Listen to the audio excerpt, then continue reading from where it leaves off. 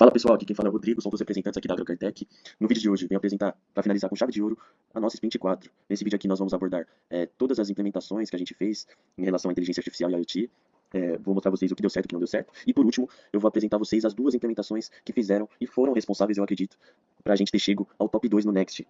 A gente foi ao Next e conseguimos conquistar a medalha de prata. Foi de extrema importância, foi uma conquista inédita para nossa equipe e estamos muito felizes. Se vocês quiserem ver um pouco mais sobre essa nossa passagem no Next, acessem o link que está na descrição desse vídeo.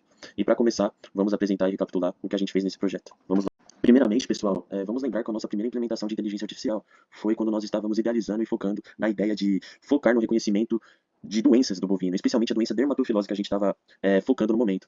E nós buscávamos datasets em relação a bovinos com dermatofilose e nada. Então, a gente criou o nosso dataset bem limitado e bem pequeno para apenas manipular e mostrar a vocês que se nós tivéssemos um dataset abrangente, de alta qualidade e, de fato, uma imagem real, que não seria necessário que a inteligência artificial criasse a imagem igual nós fizemos agora, a gente iria dar conta.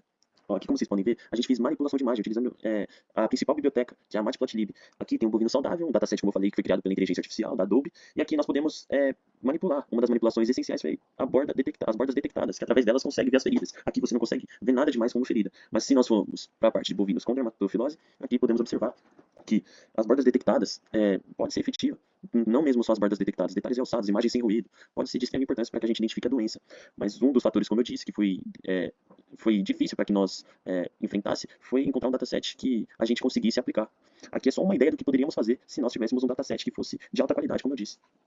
E nós apresentamos isso no Next e foi de extrema importância. Teve feedbacks positivos em relação a isso. Nós comentamos que se tivéssemos mais oportunidades, mais fotos, os bovinos com dermatofilose daria certo.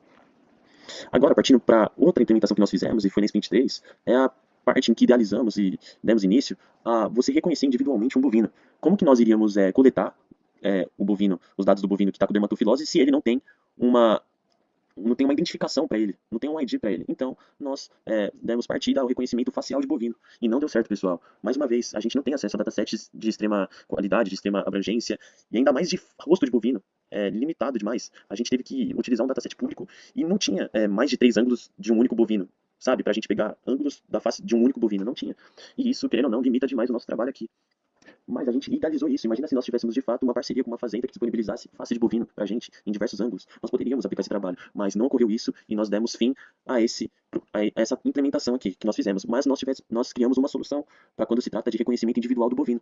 A gente vai explicar esse reconhecimento individual do bovino porque foi uma implementação que a gente fez na Sprint 4. Então vamos lá ver. Como vocês podem ver, esse é o nosso produto final, se chama RT2000.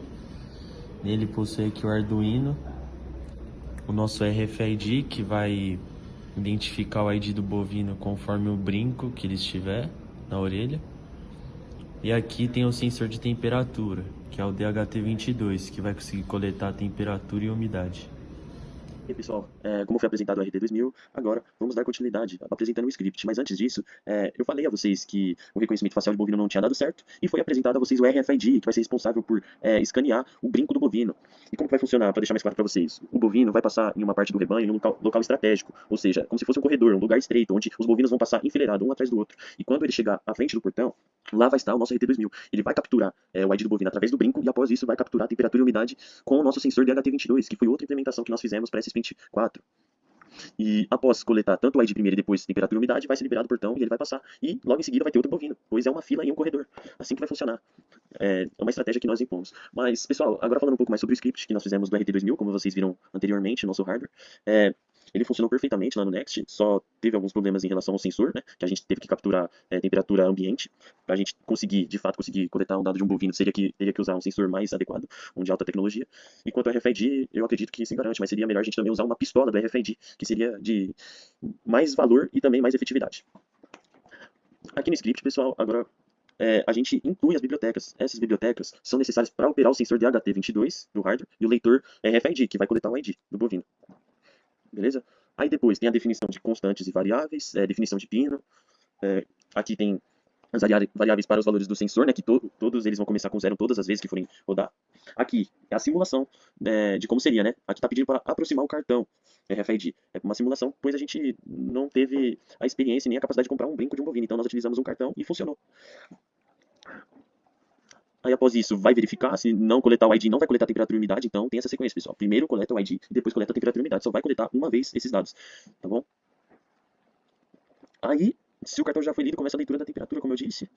A temperatura tem que ser diferente de zero. Aí começa a leitura de temperatura aqui, beleza? É bem tranquilo esse script aqui de se entender, ainda mais com essa documentação aqui.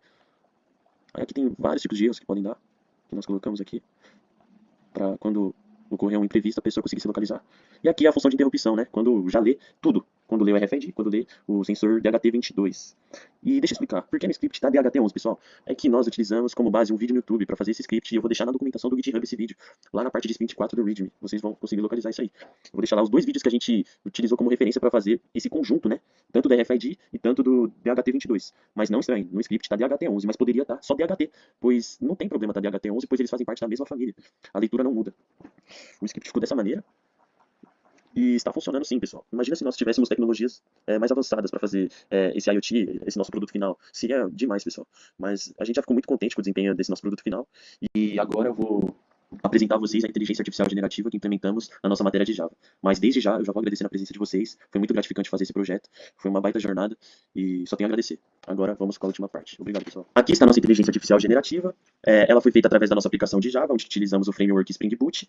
E o Spring Boot foi responsável para que a gente criasse essa parte web, onde nós criamos o nosso site da AgroCarTech, que além do chat, possui outras funcionalidades. Mas hoje eu venho apresentar e mostrar a vocês a funcionalidade do chat, ou seja, da nossa inteligência artificial generativa, que foi feita pela API da Grok. A inteligência artificial Grok foi escolhida por ter um alto processamento, ser rápido e eficaz, e também ela tem uma facilidade quando se trata de nichamento de chat, e é o que nós buscávamos.